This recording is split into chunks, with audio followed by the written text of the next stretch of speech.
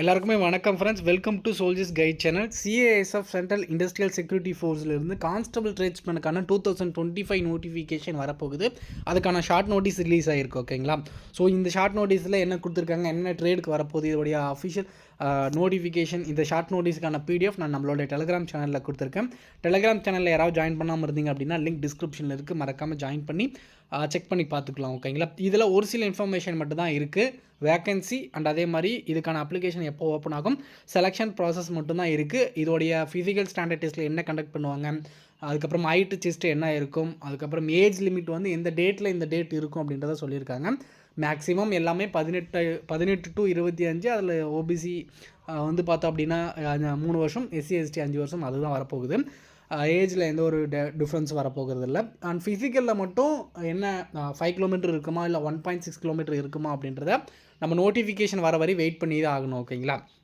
நீங்கள் நம்ம சேனலில் புதுசாக பார்த்துட்டு இருந்தீங்க அப்படின்னா மறக்காமல் சப்ஸ்கிரைப் பண்ணி வச்சுக்கோங்க. மறக்காமல் இந்த வீடியோவை ஸ்கிப் பண்ணாமல் பாருங்கள். ஸோ இதை பார்த்து டீட்டெயில்டு இன்ஃபர்மேஷன் பார்க்கலாம். இதோடைய அப்ளிகேஷன் எப்போ ஓப்பன் ஆகும் அப்படின்னா மார்ச் 5ஆம் தேதி தான் ஓப்பன் ஆகும். ஏப்ரல் 3ஆம் தேதி வரை நம்ம ஆன்லைனில் அப்ளை பண்ணிக்க முடியும். இதோடைய நோட்டிஃபிகேஷனும் மார்ச் 5ஆம் தேதி தான் நமக்கு வந்து அஃபிஷியல் நோட்டிஃபிகேஷன் வந்து நம்ம வெப்சைட்டில் வந்து அப்லோட் பண்ணுவாங்க. அப்போ தான் நம்ம செக் பண்ணி பார்க்க முடியும். அந்த அஃபிஷியல் நோட்டிஃபிகேஷன் வர வரையும் நம்ம யார் சொல்கிறதையும் பார்க்க வேணாம். இது என்ன, ஹைட்டில் வந்து ஒரு சில பேர் 170 சென்டிமீட்டர் வந்து சொல்லியிருக்காங்க. இதுக்கு முன்னாடி 170 சென்டிமீட்டர் ஹைட் இருந்தது. பட் இப்போது இந்த கான்ஸ்டபிள் ட்ரேட்ஸ்மேனில் வந்து இந்த என்எஸ்கியூஎஃப் லெவல் 1 சர்டிஃபிகேட் வந்ததுலேருந்து எல்லா ட்ரேடுக்குமே ட்ரேட்ஸ்மேன் அப்படின்னா 165 சென்டிமீட்டர் தான். இது வந்து ஐடிபிபி ட்ரேட்ஸ்மேன் இப்போது ஃபிசிக்கல் முடிஞ்சிட்டு அதான் இப்போ நடந்துகிட்ருக்கு. ஸோ அதுலேயும் 165 தான். பிஎஸ்எஃப் ட்ரேட்ஸ்மேன்லேயும் 165 தான். இந்த ட்ரேட்ஸ்மேனில் இந்த ஹைட் வந்து கம்மி பண்ணிட்டாங்க. ஓகேங்களா? அது இந்த சிஐஎஸ்எஃப்பில் நோட்டிஃபிகேஷன் வர வரை வெயிட் பண்ணி தான் நம்ம வந்து கன்ஃபார்ம் பண்ண முடியும். அதனால் வெயிட் பண்ணுங்கள், யார் சொல்கிறதையும் கேட்காதீங்க. ஓகேங்களா? நோட்டிஃபிகேஷன் வர வரையும் ஃபிசிக்கலில் என்ன குவாலிஃபிகேஷன் இருக்கணும், எக்ஸாம் என்ன பேட்டர்ன், அதே மாதிரி ஃபிசிக்கல் ஸ்டாண்டர்ட் டெஸ்ட் என்ன இருக்கும் அப்படின்றத நம்ம நோட்டிஃபிகேஷன் வர வரை வெயிட் பண்ணி தான் நம்ம வந்து செக் பண்ணி பார்த்துக்கணும். ஓகேங்களா? ஸோ இதில் என்ன கொடுத்துருக்காங்க அப்படின்னா, இதோடைய செலெக்ஷன் ப்ராசஸ் அப்படின்னு பார்த்தோம் அப்படின்னா ஃபிசிக்கல் எஃபிஷியன்சி டெஸ்ட், ஹைட்டு, அதுக்கப்புறம் இந்த ரன்னிங் இது எல்லாமே கண்டக்ட் பண்ணுவாங்க. அதுக்கப்புறம் physical standard test, height, weight chest இது எல்லாமே கண்டக்ட் பண்ணுவாங்க. அதுக்கப்புறம் உங்களுக்கு வந்து டிவி நடக்கும், ட்ரேட் டெஸ்ட் இருக்கும். ஓகேங்களா? ட்ரேட் டெஸ்ட்டில் ஒரு சில ட்ரேடுக்கு வந்து ட்ரேட் டெஸ்ட் இருக்கும். அந்த ட்ரேட் டெஸ்ட்டில் குவாலிஃபை ஆகிறவங்க அடுத்து ரிட்டன் எக்ஸாம் இருக்கும். ரிட்டன் எக்ஸாமில் குவாலிஃபை ஆகிறவங்க வந்து அடுத்து நம்ம வந்து மெடிக்கல் எக்ஸாமுக்கு போவோம். இதுதான் இதுக்கான செலெக்ஷன் ப்ராசஸ் அப்படின்றத இவங்க ஷார்ட் நோட்டீஸ்லேயே கொடுத்துருக்காங்க. இதோட எக்ஸாம் வந்து சிபிடி ஆர் ஓஎம்ஆரில் இருக்கும் அப்படின்றதையும் சொல்லியிருக்காங்க. அதுக்கப்புறம் வந்து பார்த்தோம் அப்படின்னா இதோடைய ஃபைனல் மெரிட் லிஸ்ட் வந்து இதோடைய physical standard test, physical efficiency டெஸ்ட்டை பொறுத்த இருக்காது. உங்களுடைய ரிட்டன் எக்ஸாம் அண்ட் இதில் பொறுத்து தான் வந்து உங்களுடைய ஃபைனல் செலெக்ஷன் இருக்கும். ஸோ இதோடைய அஃபிஷியல் வெப்சைட் என்ன, CISF.recruitment வெப்சைட்டில் வந்து நம்ம அட்மிட் கார்டு டவுன்லோட் பண்ணிக்க முடியும் அப்படின்றது ஜென்ரல் இன்ஸ்ட்ரக்ஷன்லாம் கொடுத்துருக்காங்க. ஸோ அதெல்லாம் நமக்கு தேவையில்லை. ஏஜை பொறுத்தவரையும் 1/8/2025 டேட்டில் வந்து கால்குலேட் பண்ணுவோம் அப்படின்றதையும் சொல்லியிருக்காங்க. இந்த ஏஜ் என்ன ப்ரோ இருக்கும் அப்படின்னா, ஏஜ் எந்த ஒரு டிஃப்ரென்ஸும் வராதுங்க.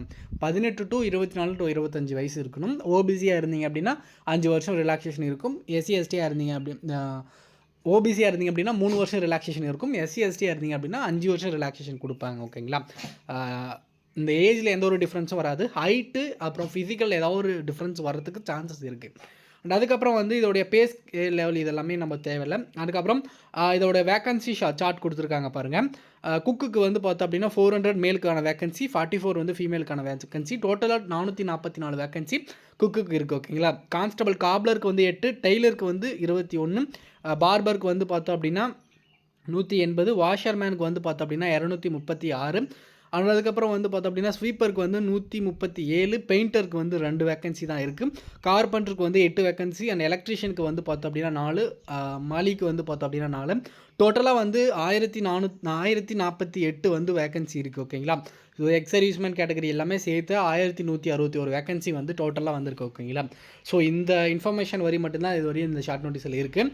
இதில் ஒரு சில கீழே வந்து கிராப் ஆகிட்டு இருக்குது. ஓகேங்களா? இதோடைய அஃபிஷியல் நோட்டிஃபிகேஷன் நம்ம வர வரையும் வெயிட் பண்ணி தான் நம்ம வந்து செக் பண்ணி பார்க்கணும். ஏன்னா ஒரு சில பேர் ஒவ்வொன்றும் சொல்லுவாங்க, யார் சொல்கிறதையும் கேட்காதீங்க. ஏன்னா ஹைட்டில் ஒரு சில பேர் வந்து 170 இருக்கணும்னு சொல்லுவாங்க. அது இதுக்கு முன்னாடி இருந்த செலெக்ஷன் ட்ரேட்ஸ்மேனில் சிஐஎஸ்எஃப்பில் 170 தான் ஹைட் இருந்துச்சு. அதே மாதிரி 5 கிலோமீட்டர் ரேஸ் மாதிரி இருந்தது.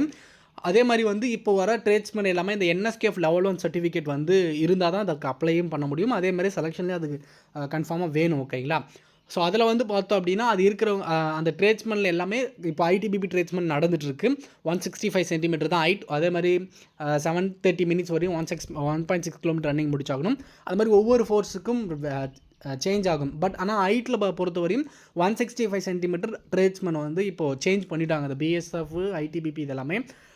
சிஐஎஸ்எஃப்பில் என்ன ஹைட் வரும் அப்படின்றத நம்ம அஃபிஷியலாக நோட்டிஃபிகேஷன் வர வரை வெயிட் பண்ணி தான் பார்க்கணும். யார் சொல்கிறதையும் கேட்காதீங்க. ஏன்னா ஒவ்வொருத்தரும் ஒவ்வொரு மாதிரி சொல்லுவாங்க. ஸோ நார்த் சேனலில் ஒவ்வொரு மாதிரி சொல்லுவாங்க. நீங்கள் மேக்ஸிமம் 165 சென்டிமீட்டர் தான் ஹைட் இருக்குது, சான்சஸ் இருக்குது. அதே மாதிரி 1.6 கிலோமீட்டர் ரன்னிங் இருக்கலாம். அது 630 மினிட்ஸில் கம்ப்ளீட் பண்ணுற மாதிரி இருக்கும். எது சொல்கிறது நம்ம அஃபிஷியல் நோட்டிஃபிகேஷன் வரையும் வெயிட் பண்ணி தான் நம்ம வந்து கன்ஃபார்ம் பண்ண முடியும். ஓகேங்களா? ஸோ இதோட நோட்டிஃபிகேஷன் வர வரையும் நம்ம வெயிட் பண்ணலாம். அண்ட் அதே மாதிரி இதுக்கான ரிட்டன் எக்ஸாமுக்கான பேட்டர்ன் அப்படின்னு பார்த்தோம் அப்படின்னா சேம் எஸ்எஸ்சி ஜிடிக்கான ரிட்டன் பேட்டர்ன் தான் இருக்கும். ஓகேங்களா?